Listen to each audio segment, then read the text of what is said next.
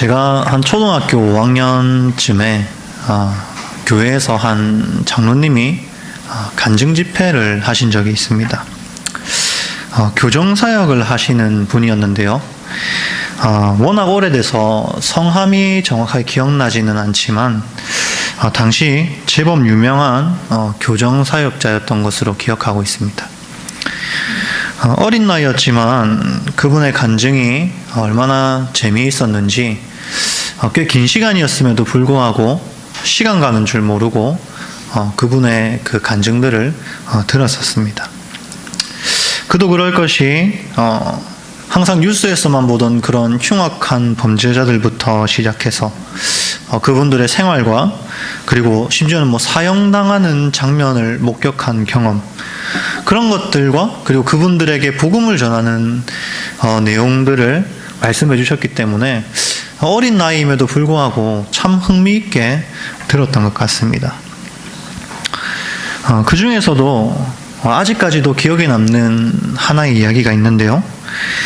장로님이 한 청년 사형수를 담당하게 되었는데, 그 사람은 자신의 그 일가족을 살해하고 그 자기 집 앞마당에 다 묻어버린 죄로 교도소에 수감되어 있는 사형수였습니다.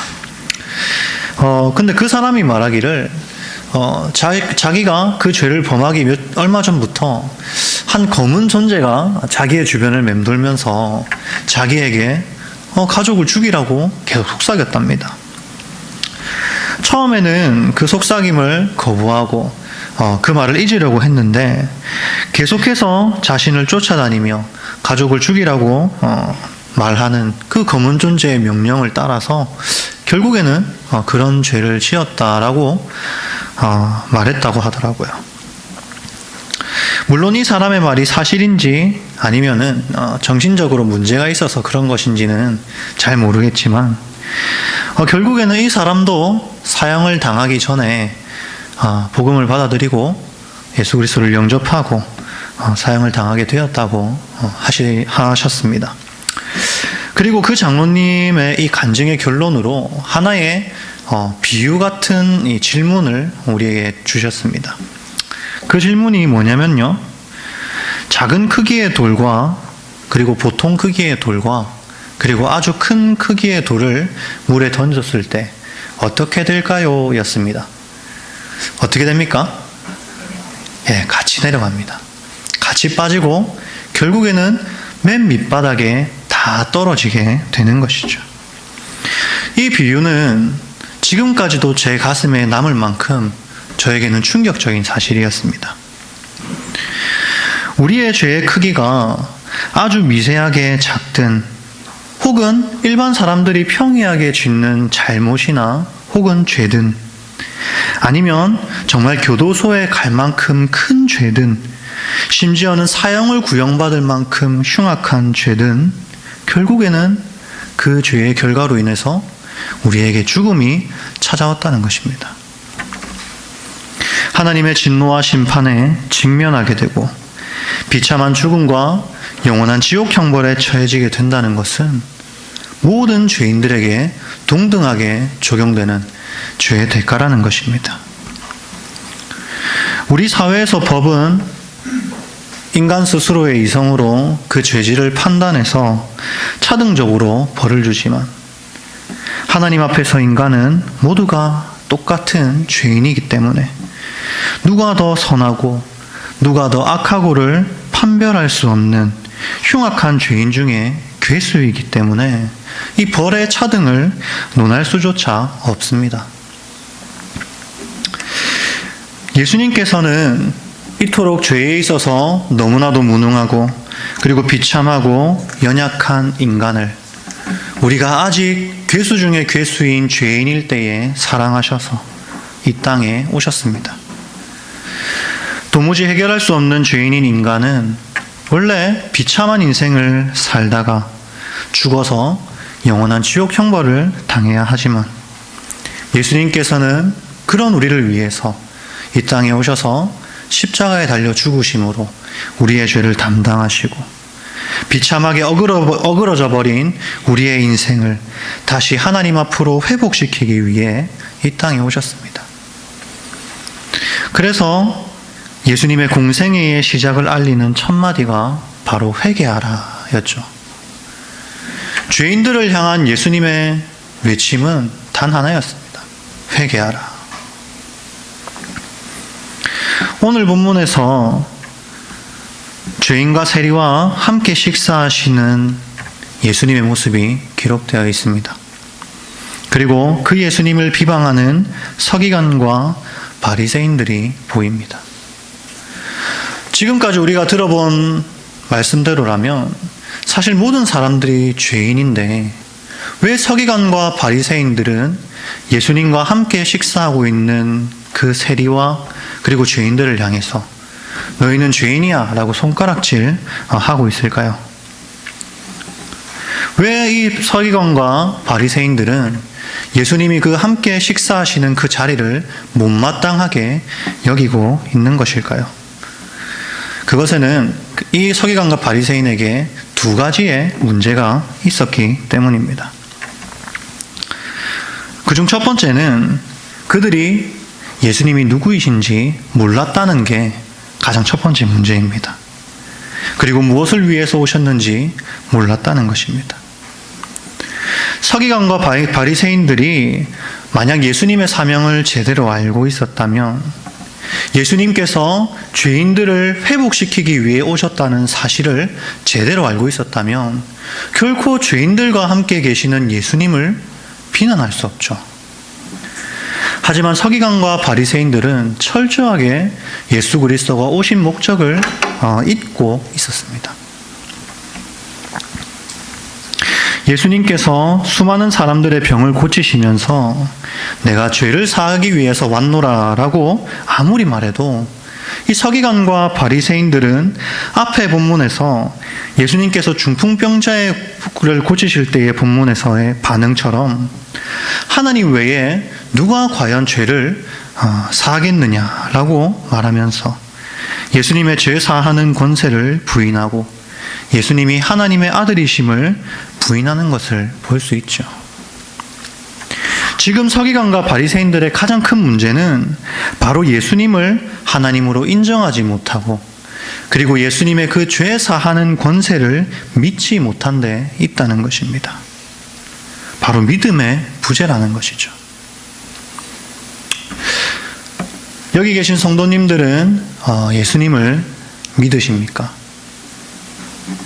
여러분을 죄와 사망의 권세에서 해방하기 위해 오신 예수님을 아십니까?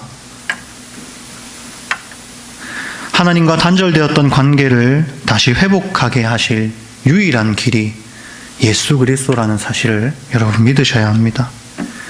하나님께서 자신이 택한 자들에게 믿음을 선물로 주셔서 예수 그리스도를 바라보게 하시고 그리고 그 예수 그리스도를 믿음으로 바라본 자들은 자신이 죄인이라는 사실을 깨달을 수밖에 없습니다. 그러나 반대로 믿음으로 예수 그리스도를 보지 못하는 사람은 길이요 진리요 생명이신 예수님을 눈앞에 두고도 오늘 본문에 나타난 서기관과 바리새인의 반응을 동일하게 보일 수밖에 없습니다. 그리고 서기관과 바리새인들의 두 번째 문제점은 바로 죄인의 기준이 틀렸다는 것입니다. 오늘 본문을 다시 보시면 서기관과 바리새인들이 식사 중인 예수님과 제자들을 향해서 어찌하여 세리와 죄인과 함께 먹고 마시느냐 하고 비방합니다. 이 말은 왜 우리만 빼놓고 밥을 먹느냐라는 뜻이 아니죠. 그들만의 율법적 기준으로 의인과 죄인의 범주를 만들고 죄인의 범주에 드는 사람들과 식사하는 것을 부정하다고 비난하고 있는 것입니다. 그리고 예수님과 제자들이 정말 하나님을 섬기고 하나님을 믿는 자라면 이 서기관과 바리새인이 만든 그 죄인의 범주에 있는 자들과 함께 식사해서는 안 된다는 것이죠. 그런데 이 말을 다르게 해석하면 무슨 뜻입니까? 이 말을 하는 자신들은 죄인이 아니라는 말입니다. 이러한 바리새인들의 비방에 대해서 예수님은 다음과 같이 대답하십니다. 건강한 자에게는 의사가 쓸데없고 병든 자에게라야 쓸데있나니 내가 의인을 부르러 온 것이 아니요 죄인을 불러 회개시키러 왔노라 라고 말씀하시죠. 어째서 죄인들과 함께 식사하느냐는 서기관과 이 바리새인의 물음에 예수님께서는 그들의 수준에 맞는 대답을 주고 계신 것입니다. 이 약한 세상에서 여러분, 건강한 자가 어디 있습니까? 사도 바울이 로마서에서 기록하듯 이 세상에 의인은 없나니 하나도 없는데 예수님께서 부르지 않아도 되는 의인이 이 세상에 어디 있겠습니까? 그런데 예수님은 지금 서기관과 바리새인이 하는 이 질문의 의미를 정확하게 아시고 그들의 수준에 맞춰서 그들의 기준대로 죄인과 의인을 나누어서 대답하고 계신 것입니다. 그리고 스스로를 의롭게 여기는 서기관과 바리새인들에게는 의사이신 예수님이 필요하지 않지만 병든 자와 죄인, 지금 예수님과 함께 식사하고 있는 이 세리와 죄인들은 예수님이 필요하다는 것이죠. 그리고 예수님은 자신을 필요로 하는 이 죄인들을 위해 이 땅에 오셨다는 것입니다. 그리고 바리새인과 서기관들을 향해서 너희에게는 어차피 나는 필요 없는 존재니까 신경 쓰지 마 라고 말씀하고 계신 것입니다. 너희는 의인이니까 의사인 내가 필요 없잖아. 신경 쓰지 마 하고 말씀하시는 것입니다. 실제로 예수님은 성경에서 단 한 번도 공식적으로 서기관과 바리새인들을 부르지 않으십니다.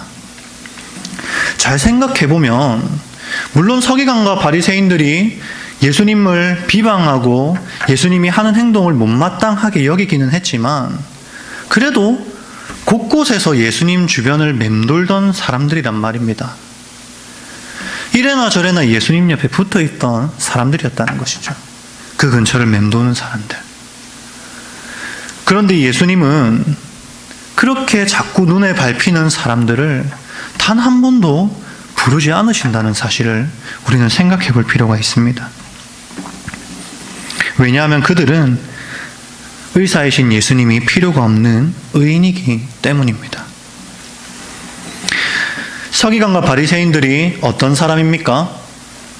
나름대로의 율법 준수에 특별한 사명감을 가지고 평생을 율법을 준수하기 위해서 힘쓰며 살아왔던 자들이 바로 서기관과 그리고 바리새인들입니다. 사도 바울은 자신을 히브리인 중에 히브리인이요, 율법으로는 바리새인이요, 열심으로는 교회를 박해하고 율법의 의로는 흠이 없는 자라라고 자신을 소개하죠. 누가복음 18장에 기록되어 있는 예수님을 찾아온 부자 관리는 뭐라고 합니까? 자신이 어려서부터 율법을 다 지켜 행했다고 자부하는 모습을 볼 수 있습니다. 제대로 된 이 유대의 교육을 받고 나름대로 바르게 자라난 유대인이라면 당연스럽게 자신만의 율법의 의가 있었고 자신을 의인이라고 여겼던 것입니다. 이런 율법주의자들에게 이 예수님 시대의 세리와 그리고 죄인들은 속된 말로 인간 쓰레기나 마찬가지였습니다. 이들은 자신들은 욕망을 절제하고 나름대로 율법적, 도덕적으로 살아가려고 힘쓰는데 제멋대로 살아온 그 세리들과 죄인들을 보면서 어떤 마음을 가졌겠습니까? 이거 저 나쁜 놈들, 아이고 저렇게밖에 못 사는 놈들, 나는 의지를 가지고 율법을 지키며 의롭게 살아가는데 저것들은 뭐하는 사람들이야 하면서 생각했을 것입니다. 마찬가지로 이런 자들과 함께 식사하는 것은 유대인들이 중요하게 여기던 제사의식으로도 정결하게 하기 어려운 불결한 일이었습니다. 예수님께서 의인이라고 여겨지는 자들과 어울리지 않고 맨날 그 인간 쓰레기 같은 사람들이랑 식사하고 어울리니까 그 모습이 얼마나 눈에 가시처럼 여겨졌겠습니까? 하지만 정작 예수님께서 구원하시고자 하는 대상을 예수님은 뭐라고 말씀하십니까? 바로 죄인들이라, 병든 자들이라 라고 말씀하고 계십니다. 서기관과 바리새인들이 아니라 그들이 손가락질하는 죄인들이라는 것입니다. 오늘 본문 외에도 여러 본문에서 그 예수님의 구원의 대상을 뭐라고 기록하냐면요, 죄인들, 잃어버린 자들, 방황하는 자들, 거지들, 무거운 짐진 자들, 굶주리고 목마른 자들이라고 기록하고 있죠. 그 어디에도 율법을 잘 지키고 나름대로 윤리적으로 잘 살아가고 나름대로 선하고 아름다운 인생을 사는 자들이라고 말하지 않습니다. 죄인들이라고 말하죠. 예수님을 필요로 하는 죄인은 누구입니까? 죄가 무엇이죠? 우리 성도님들께서 너무나도 잘 아시는 것처럼 죄는 히브리어 원어적 의미로 관역에서 벗어나는 것을 의미합니다. 즉 하나님의 뜻에 벗어난 모든 것들이 죄이며 하나님의 뜻에 맞지 않는 삶의 모든 모습들, 순간들, 행동들이 모두 죄입니다. 아담이 타락한 이후 하나님을 기쁘시게 할 수 없는 상태, 죄를 지을 수밖에 없는 상태인 모든 인류가 바로 죄인입니다. 예수님은 바로 그 죄인들을 위해서 오셨다는 말입니다. 그러나 서기관과 바리새인 같은 자들은 자신들을 죄인으로 여기지 않습니다. 이 말은 곧 죄인을 회개시키기 위해 오신 예수님을 전혀 필요로 하지 않는다는 것과 같습니다. 이에 대해서 우리가 잘 아는 이 칼빈은요, 이들을 두고 자신을 가치 있다고 생각하는 자라고 말합니다. 바리새인들은 자신들이 가진 율법에 근거하여서 그 율법의 완전한 자라고 여기며 구원받을 만한 충분한 가치가 있다고 자기 스스로를 생각했던 것입니다. 그리고 정작 그들을 구원하기 위해 오신 예수님, 죄인인 그들을 회개시키기 위해 오신 예수님을 그들은 필요로 하지 않았으며 심지어는 그분을 십자가에 못 박아 죽이는 만행까지 저지르고 말죠. 얼마나 비참한 인생의 모습입니까? 그 누구보다 죄인임에도 불구하고 자신들의 잘못된 율법적 기준에 매여서 스스로를 죄인으로 여기지 않는 그 불쌍한 이들의 모습을 우리는 기억해야 합니다. 오늘 본문의 서기관과 바리새인들이 가지고 있었던 두 가지 문제를 다시 한번 정리해 봅시다. 근본적인 문제는 바로 이 믿음의 문제였습니다. 늘 예수님 근처에서 어슬렁거리며 회방하던 바리새인들은 예수님이 바로 눈앞에 있음에도 불구하고 예수님을 기껏해야 선지자로 여길 뿐 그분을 진정한 메시아로 볼 수 있는 믿음의 눈은 그들에게 없었습니다. 그래서 왜 예수님이 저런 죄인들과 있는지 도무지 이해할 수 없었죠. 결국 믿음의 부재로 인해 예수님을 제대로 보지 못하고 자신들만의 잘못된 기준을 가지고 죄인과 의인을 나누고 의인의 입장에서 죄인들을 정죄하고 손가락질하고 멀리하는 그들의 모습이 바로 이 두 가지 문제였죠. 반대로 제대로 된 믿음을 가지고 하나님을 만난 자들의 반응은 어떻습니까? 베드로가 예수님을 처음 만났을 때의 장면을 생각하시면 아주 쉽습니다. 베드로가 믿음의 눈으로 예수님을 처음 만났을 때 베드로의 반응, 주여 나는 죄인이로소이다입니다. 베드로뿐만 아니라 굳이 몇 가지 예를 들지 않아도 우리가 성경 몇 구절만 읽어봐도 너무나도 쉽게 알 수 있는 사실입니다. 믿음의 눈으로 예수님을 만난 자들의 반응은 자신이 철저한 죄인이라는 사실을 인식한다는 것입니다. 자신이 극악무도한 죄인이며 가치는커녕 전적으로 무능력한 존재라는 사실을 알게 됩니다. 완전한 빛이신 하나님 앞에 설 때에 자신이 얼마나 어두움이었는지 깨닫게 되는 것입니다. 빛이신 예수님을 믿음으로 볼 수 없었던 서기관과 바리새인들은 참으로 안타깝게도 자신들이 완전한 어둠인 줄 알지 못한 채 다른 이들의 어둠을 보며 손가락질하고 있는 꼴이죠. 이들에게 예수 그리스도가 필요하지 않은 것처럼 예수님도 스스로를 의인이라고 여기는 서기관과 바리새인들을 단 한 번도 부르지 않으십니다. 교회는 예수 그리스도를 통해서 이미 구원을 받은 자들의 공동체입니다. 오늘 본문에서 예수님께서 말씀하신 회개를 이미 경험한 자들이 바로 우리라는 것입니다. 그런데 참으로 안타까운 것은 스스로 예수 그리스도를 믿고 그의 은혜로 말미암아 구원받았다고 고백하면서도 오늘 본문의 서기관과 바리새인의 모습을 그대로 따라하는 사람들이 교회 안에 있다는 것입니다. 자신만의 근거와 기준을 가지고 사람을 정죄하는 모습이 교회 안에 넘쳐납니다.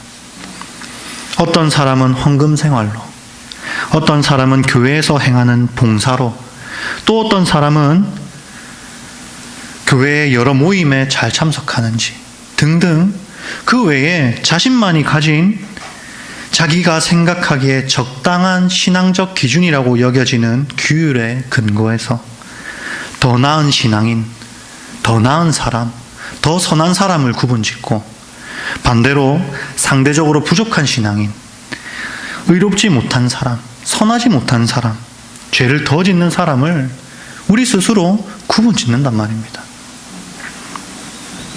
물론 우리는 말씀에 근거하여 바른 헌금 생활, 정당한 봉사, 공적 모임에 참석해야만 합니다. 하지만 우리에게 중요한 것은 이것으로 우리의 의를 삼아서는 안 된다는 것입니다. 다른 사람을 죄인이라고 정죄하는 손가락질 안에는 나는 저 사람보다 낫다라는 나를 의롭게 여기는 마음이 반드시 포함될 수밖에 없습니다. 하나님께서 우리에게 주신 말씀과 그리고 규율은 우리 자신의 삶과 신앙을 비추어 보라고 우리에게 주신 것이지 옆에 있는 사람의 신앙과 그 삶을 비추라고 주신 것이 아닙니다. 하나님께서 주신 말씀을 통해 나 스스로가 얼마나 지독한 죄인이며 하나님의 뜻대로 살아가지 못하는 연약하고 그리고 무능력한 존재인지 깨달을 뿐 이것으로 남을 판단하며 자신을 의로운 자로 여기며 살아서는 안 됩니다. 만일 이처럼 교회 안에 이 서기관과 바리새인 같은 모습이 나타나기 시작하면 교회 안에는 그리스도의 그 구속의 은혜가 사라지게 될 것입니다. 실제로 많은 교회에서 예수 그리스도의 그 구속의 은혜를 잊고 살아가는 교회가 얼마나 많은지 모릅니다. 서로가 서로를 비난하고 당파를 만들고 서로 싸우는 사람들이 얼마나 많은지 모릅니다. 그 안에 예수 그리스도의 은혜는 결코 찾아볼 수 없습니다.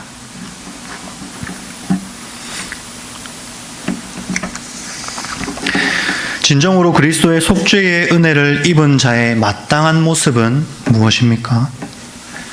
2장 넘어가서 다른 기록을 잠깐 보고 말씀을 정리했으면 좋겠습니다. 우리 7장 36절에서 50절 말씀인데요. 읽지 않고 그냥 제가 눈으로 한번 보시면 될 것 같습니다. 어느 날 어쩐 일인지 한 바리새인이 예수님을 찾아와서 함께 식사하기를 청합니다. 예수님은 바리새인의 요청을 받아들이고 그의 집으로 가시죠. 가서 식사하기 위해서 자리에 앉았는데 그때 갑자기 한 여인이 예수님을 찾아옵니다. 그리고 그녀의 손에는 아주 값비싼 향유가 담긴 옥합이 들려 있었죠. 그리고 그녀는 어떻게 합니까? 예수님의 발 앞에 엎드려 울면서 눈물로 예수님의 발을 씻기고 자신의 머리로 닦고 그 옥합에 담긴 향유를 예수님의 발에 붓습니다. 이때 어김없이 바리새인이 속으로 조용히 한마디 합니다. 뭐라고 합니까?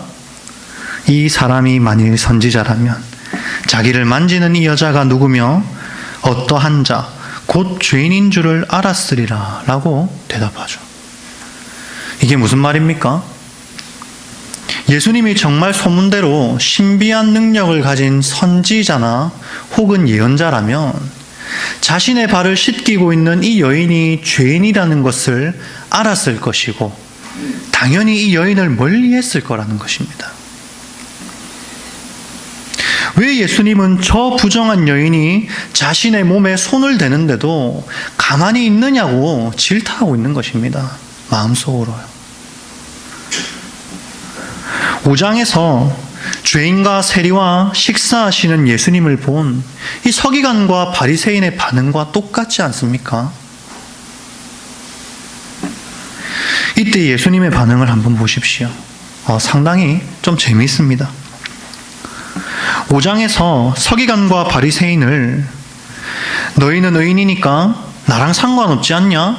라고 말했던 것처럼 이 7장에서도 이 바리새인에게 직접 말씀하시지 않으시고 갑자기 시몬을 부르십니다. 그리고 시몬을 갑자기 부르셔서 시몬아, 내가 내게 할 말이 있다라고 말씀하십니다. 그리고 한 가지 비유를 말씀하시죠. 돈 빌려주는 사람이 있고 그에게 빚진 자 2명이 있는데 한 사람은 500데나리온을 빚졌고 한 사람은 50데나리온을 빚졌는데 이 두 사람 모두 빚을 갚을 능력이 없다. 그런데 이 돈을 빌려준 사람이 이들의 상황을 알고 이들의 빚을 모두 탕감해 주었다. 과연 누가 더 그를 사랑하겠느냐 하고 물으시죠. 그러자 시몬의 대답이 무엇이었습니까? 많이 탕감받은 자니이다 라고 대답하죠. 그리고 예수님은 네 판단이 옳다라고 답하십니다. 예수님께서 이 집에 들어올 때, 바리새인의 초청을 받아서 이 집에 들어올 때 집의 주인은 발 씻을 물도 예수님께 주지 않았습니다. 그 누구도 예수님께 입 맞추지 않았고 아무도 예수님에게 감람유를 붓지 않았습니다. 그런데 이름도 모르고 누군지도 모르는 한 여인이 와서 예수님의 발을 눈물로 씻기고 예수님의 발에 입 맞추고 값비싼 향유를 예수님의 발에 부었습니다. 왜 그랬을까요? 37절을 보시면 그녀는 죄를 지은 여자이기 때문입니다. 몇몇 학자들은 이 여인이 돌에 맞아 죽을 뻔한 간음한 여인이라고 추측하기도 합니다만, 하지만 정확하게 기록되어 있지 않기 때문에 섣불리 이 여인이 누구라고 말하지는 않겠습니다. 다만 분명한 것은 이 여인은 틀림없이 죄를 지은 여인이었고 예수님은 자신이 가진 죄 사함의 권능으로 그녀의 죄를 탕감해 주었다는 사실입니다. 그리고 탕감받은 죄가 많은 여인은 그리스도를 향한 사랑이 더 많을 수밖에 없었고 그를 사랑하는 마음에 자신의 향유옥합을 주께 가져와서 그 앞에서 입 맞추고 눈물로 그 발을 씻기고 있는 것입니다. 그러나 이 상황에도 안타깝게도 바리새인은 그 광경을 보며 이가 누구이기에 죄도 사는가라는 이런 생각밖에 하지 못합니다. 얼마나 안타까운 모습입니까? 자신이 죄인임을 절실히 깨닫고 그 죄를 탕감해 주신 예수 그리스도의 은혜를 아는 자가 어떻게 다른 사람을 보고 감히 죄인이라고 부를 수 있겠습니까? 어떻게 다른 사람들의 잘못을 보며 그 잘못을 질타하며 그 사람을 향해서 죄인이라고 손가락질할 수 있겠습니까? 결코 그럴 수 없습니다. 방금 살펴본 본문에서 예수님께서 가르치고 계신 것처럼 정말 자신이 죄인임을 알고 그 죄를 사해 주신 예수 그리스도의 그 은혜를 정말로 안다면 그에게는 오직 사랑만이 있을 뿐입니다.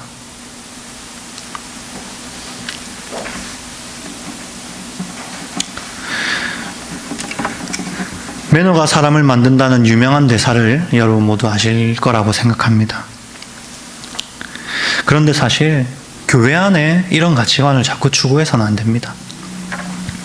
교회는 죄인 중에 괴수들이 모인 곳 아닙니까? 좀 매너 없는 사람이 교회에 올 수도 있고 예의 없는 사람, 막무가내인 사람, 이런저런 사람들이 다 모인 곳이 사실 교회입니다.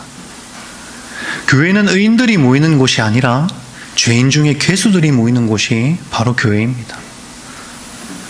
교회는 결코 매너 있고 착하고 예의 바르고 인간적인 도덕성으로 똘똘 뭉친 사람들만 오는 곳이 아닙니다.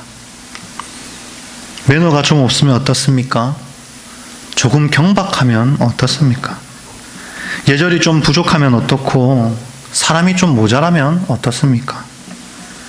심지어는 좀 전과가 있으면 어떻고 아니면 지금 교도소에 좀 들어가 있으면 어떻습니까? 아니면 심지어는 그 사람이 사형수면 어떻습니까? 우리도 사형수였는데요. 여러분, 우리가 잊지 말아야 할 것은 우리는 사형수였습니다. 사형수. 우리의 죄로 인해 사형을 선고받았던 사형수였습니다. 그러나 오직 예수 그리스도의 그 은혜로 말미암아 우리가 사형수의 신분에서 벗어날 수 있었던 것입니다. 여기서 정작 중요한 것은 내가 바로 죄인이라는 사실인데, 그리고 나에게 남은 것은 죄를 탕감받은 은혜와 그리고 하나님을 향한 사랑뿐이어야 하는데, 다른 사람들이 좀 부족하면 어떻습니까? 다른 사람의 연약함으로 자신의 의를 삼아서 스스로를 의인으로 여기는 것보다 안타까운 모습은 없습니다. 우리는 너무나도 연약한 인간인지라 스스로를 자랑하기 좋아하고 그리고 의롭게 여기기를 좋아하는 존재죠. 그런 우리가 스스로의 벌거벗겨진 모습을 마주하려면 어떻게 해야 합니까? 하나밖에 없습니다. 우리를 회개시키기 위해 오신 예수 그리스도를 마주해야 합니다. 말씀을 통해 나 스스로가 얼마나 처참한 죄인인지 매일마다 깨달으면서 나 같은 죄인을 살리기 위해 십자가에 달려 죽으신 예수 그리스도의 은혜를 매일매일 묵상해야 합니다. 우리가 믿음으로 예수 그리스도를 바라볼 때 우리는 스스로를 결코 의인이라고 여길 수 없고 자신이 죄인이라는 사실만 처절하게 깨달을 뿐입니다. 진정으로 하나님의 한량없는 은혜를 아는 사람은 세상에서 나보다 나쁜 죄인을 찾을 수 없는 게 정상입니다. 말씀을 가까이 할수록, 기도로 하나님께 나아갈수록 우리의 신앙의 깊이가 깊어지면 깊어질수록 내가 얼마나 의로웠는지 깨닫는 것이 아니라 내가 얼마나 더럽고 추악한 죄인인지 깨닫게 되기 때문입니다. 새 돌 이야기를 기억하셨으면 좋겠습니다. 내가 다른 사람에 비해 더 나은 삶을 살았다고 해도 결코 내가 죄인이었다는 사실은 변하지 않습니다. 죄인이 죄인을 향해 너는 죄인이야 하고 손가락질하는 것만큼 우스운 광경도 없는 것처럼 우리는 늘 자신을 낮추고 겸손한 마음으로 예수 그리스도의 은혜만을 갈구해야 합니다.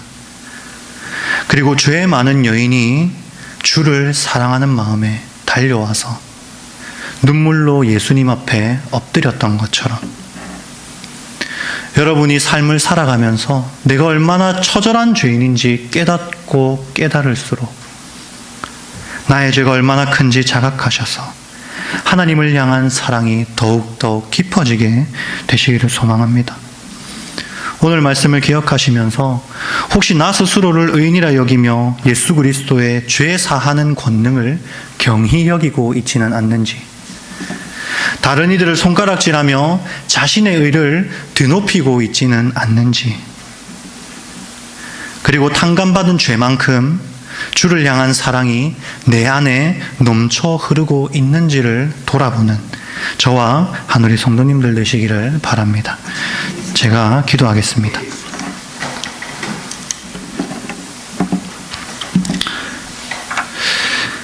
하나님, 너무나도 추악하고 더러운 죄인인 우리를 위해 이 땅에 인간의 몸을 입고 오신 예수 그리스도를 이 시간 기억합니다. 분명히 예수님께서는 죄인을 부르러 오셨음에도 불구하고 날마다 우리 스스로를 의롭게 여기는 나 자신의 모습을 발견하게 됩니다. 그리고 다른 사람들을 향해 손가락질하며 죄인이라고 업신여기는 모습들이 우리 안에 있지는 않은지 돌아보게 됩니다. 하나님, 나 스스로가 죄인임을 철저하게 깨닫게 하여 주시옵소서. 나 스스로를 결코 의롭게 여기지 아니하고 하나님께 나아가면 나아갈수록, 주께 가까이 하면 가까이 할수록 나 스스로가 얼마나 어둠이며 죄인인지를 깨닫게 하여 주셔서 예수 그리스도의 그 크신 은혜가 얼마나 큰지 느끼게 하시고, 그로 인해 내가 탕감받은 죄가 늘어날수록 하나님을 향한 사랑이 더욱 깊어질 수 있게 하여 주시옵소서. 감사를 드리며 살아계신 예수님 이름으로 기도드렸습니다. 아멘.